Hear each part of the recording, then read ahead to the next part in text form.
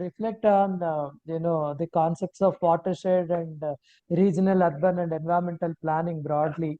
I have some experience of working in rural areas, particularly in watershed, and there is a method of community engagement there. People come together and plan, and they decide what to do. But is it possible? Are there any experiences, particularly from Professor Jit Kumar, when we talk about urban planning or regional planning, how citizens can actually engage with this process? What kind of knowledge people should have? Do they have it? I think some psychology of water related issues is already mentioned. Throw water outside your system, be happy in your system. Those kinds of attitudes are all there. Can citizens really participate in a proper planning process in urban context or regional context, or should it be imposed on them, by all experts, and then figure out the problems later? What is the experience in the country? Particularly, Jit Kumar ji has a lot of experience on planning in the urban context. Are there some lessons that one can learn? In fact, what I said, it's basically a fault of planning, because planners do not include water as an integral part of urban planning process.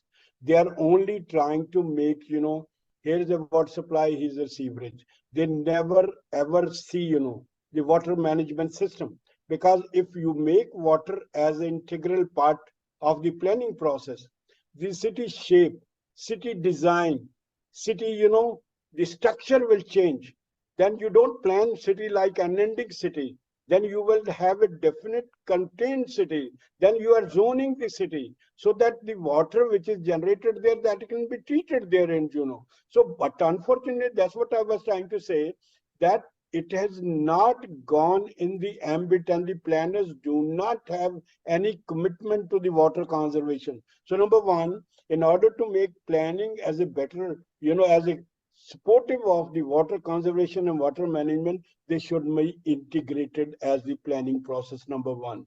Number two, you can see in all villages, every village has a pond. Wherever you go, that's one thing. The villages were ultimate earlier, they were all very self-sufficient.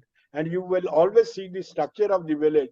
They will always have a common water pond, which is available, which unfortunately has been misused and abused. And if you go at the, if you look at study at Mahatma Gandhi's approach to village planning, he categorically said, and he gives a total, new dimension and approach to the village planning. He briefs it, and then he says this water body needs to be, enclosed, protected, and preserved so that it becomes a place where people can do exercise in the morning.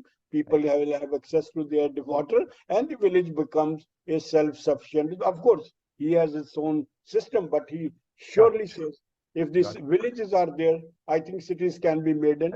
But one thing I would say, before you determine the population of the city, you must map the resources which are available within that area.